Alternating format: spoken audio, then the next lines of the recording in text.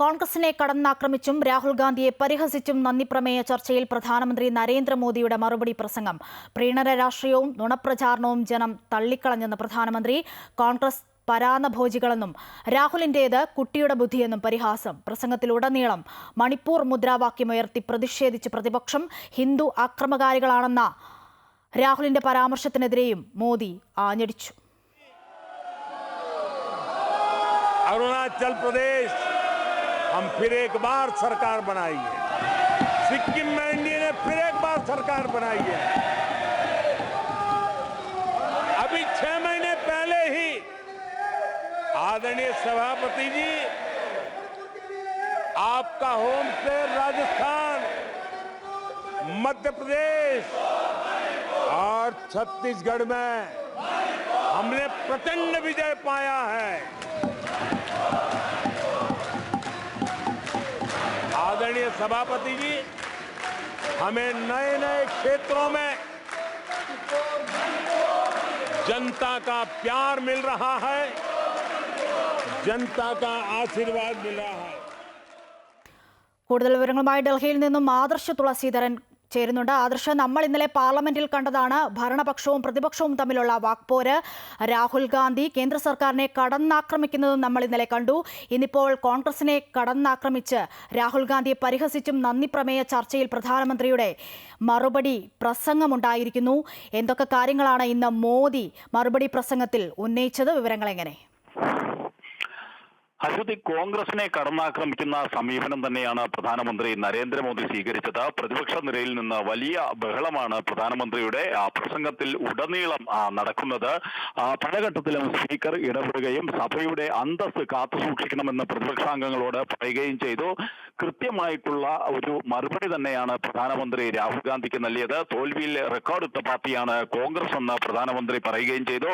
കോൺഗ്രസിന് കഴിഞ്ഞ 3 തെരഞ്ഞെടുപ്പുകളിലായി 100 സീറ്റ് തികച്ചു നേടുന്നതിന് കഴിഞ്ഞില്ല എന്നുള്ള പരിഹാസവും പ്രധാനമന്ത്രിയുടെ ഭാഗത്തു നിന്നുണ്ടാവുകയും ചെയ്തു. ഇങ്ങനെ കൃത്യമായി ഓരോ വിഷയങ്ങൾ എടുത്തു കാട്ടിയുള്ള ഒരു മറുപടി തന്നെയായിരുന്നു രാഹുൽ ഗാന്ധിക്ക് പ്രധാനമന്ത്രി നൽകിയത്. ഈ മറുപടി നൽകി കഴിഞ്ഞ ദിവസം വിവാദമായ രാഹുൽ ഗാന്ധിയുടെ ഹിന്ദു പരാമർശത്തിലും പ്രധാനമന്ത്രി എത്തുകയും ചെയ്തു. ഹിന്ദു ആക്രമണകാരികളെന്ന രാഹുലിന്റെ പരാമർശത്തെ കടന്നാക്രമിക്കുന്ന സമീപനമാണ് പ്രധാനമന്ത്രി സ്വീകരിച്ചത്. പശ്ചിമ ബംഗാളിൽ ശക്തിയെ പൂജിക്കുന്നു എന്ന് പറഞ്ഞ പ്രധാനമന്ത്രി ഹിന്ദു ഭീകരവാദമെന്ന് കോൺഗ്രസ് നേതാക്കൾ പറഞ്ഞത് ചൂണ്ടിക്കാട്ടിയായിരുന്നു കോൺഗ്രസിനെ കടന്നാക്രമിച്ചത്. ഒപ്പം തന്നെ നമ്മുടെ സൈന്യം രാജ്യത്തിന്റെ അഭിമാനമാണ്, എന്നാൽ ആ സൈന്യത്തെ ആധുനികവൽക്കരിക്കുന്നതിന് പോലും കോൺഗ്രസ് തടസ്സം നിന്നു. സൈന്യത്തിലേക്ക് യുവാക്കൾ വരുന്നതിന് കോൺഗ്രസ് തടസ്സം നിന്നു. സൈന്യത്തിൽ സമയബന്ധിത മാറ്റം വരുത്താത്തത് പ്രതിസന്ധിക്ക് കാരണമായി എന്നതടക്കം പറഞ്ഞുകൊണ്ട് കോൺഗ്രസ് ഭരണകാലത്ത് എന്തൊക്കെയാണോ വീഴ്ചകൾ പറ്റിയത് അതെല്ലാം ചൂണ്ടിക്കാട്ടിക്കൊണ്ടുള്ള ഒരു വിമർശനം തന്നെ പ്രധാനമന്ത്രിയുടെ ഭാഗത്തു നിന്നുണ്ടാവുകയും ചെയ്തു.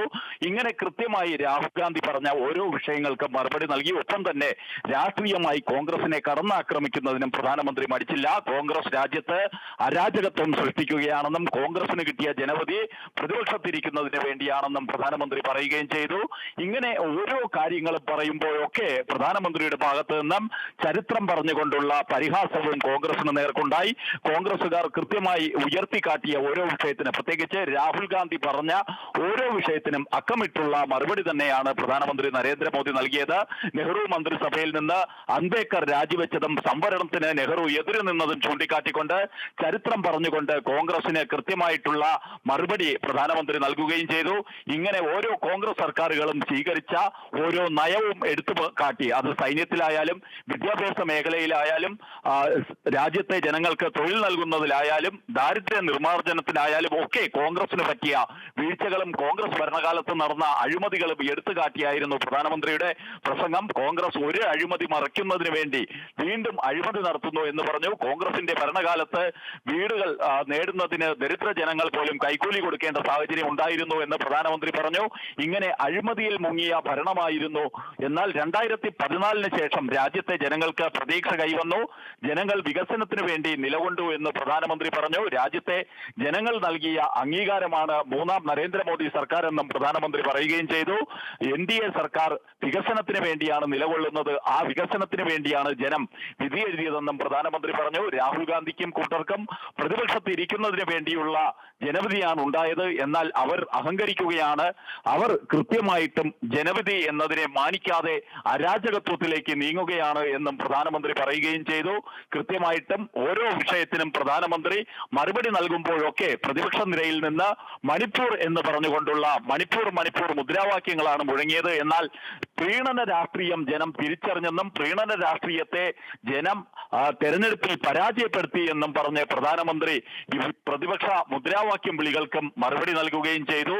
എല്ലാവർക്കും ഒപ്പം എല്ലാവരുടെയും വികസനം എന്നതാണ് സർക്കാരിന്റെ നയമെന്ന് പ്രധാനമന്ത്രി വ്യക്തമാക്കുകയും ചെയ്തു. ഇങ്ങനെ ഓരോ മേഖലയിലും മോദി സർക്കാർ കഴിഞ്ഞ കാലങ്ങളിൽ നടപ്പിലാക്കിയ ഓരോ പദ്ധതികളും എടുത്തു പറഞ്ഞുകൊണ്ടായിരുന്നു പ്രധാനമന്ത്രിയുടെ പ്രസംഗം. ഒപ്പം തന്നെ കഴിഞ്ഞ കോൺഗ്രസ് സർക്കാരുകൾ നടത്തിയ അഴിമതി അടക്കമുള്ള കാര്യങ്ങൾ ചൂണ്ടിക്കാട്ടിക്കൊണ്ടുള്ള രൂക്ഷമായ വിമർശനം നടന്നു. രാഹുൽ ഗാന്ധി കഴിഞ്ഞ ദിവസം നടത്തിയ പരാമർശങ്ങൾക്കൊക്കെയുള്ള മറുപടി അത് കൃത്യമായി ഹിന്ദി സിനിമ ഷോലയിലെ ഒരു സംഭാഷണ ശകലം ഉൾപ്പെടെ എടുത്ത് പറഞ്ഞുകൊണ്ടുള്ള മറുപടി തന്നെയാണ് പ്രധാനമന്ത്രിയുടെ ഭാഗത്തു നിന്നുണ്ടായത്. കൃത്യമായിട്ട് 2014 രാജ്യത്ത് പരിവർത്തനത്തിന്റെ യുഗം ആരംഭിച്ചു എന്നും പ്രധാനമന്ത്രി പറയുകയും ചെയ്തു. ഓരോ വിഷയങ്ങളിലും കൃത്യമായിട്ടുള്ള മറുപടി രാഹുൽ ഗാന്ധിക്ക് പ്രധാനമന്ത്രി നൽകുമ്പോൾ കോൺഗ്രസ് അംഗങ്ങൾ അടക്കം നടുത്തളത്തിൽ മുദ്രാവാക്യം വിളിച്ച് പ്രതിഷേധിക്കുകയായിരുന്നു. ഇങ്ങനെ പ്രധാനമന്ത്രിയാകട്ടെ കഴിഞ്ഞ ദിവസം രാഹുൽ ഗാന്ധി പറഞ്ഞതിന് അതിനൊക്കെ ഇന്നലെ പറഞ്ഞതിനുള്ള മറുപടി എന്ന് പറഞ്ഞു തന്നെയാണ് പ്രധാനമന്ത്രി രാഹുൽ ഗാന്ധി നടത്തിയ ഹിന്ദു പരാമർശത്തിൽ അടക്കമുള്ള മറുപടികൾ നൽകിയത്. അശ്വതി. ശരി, വിശദമായ വിവരങ്ങളാണ് ഡൽഹിയിൽ നിന്നും ആദർശ് തുളസീധരൻ നൽകിയത്.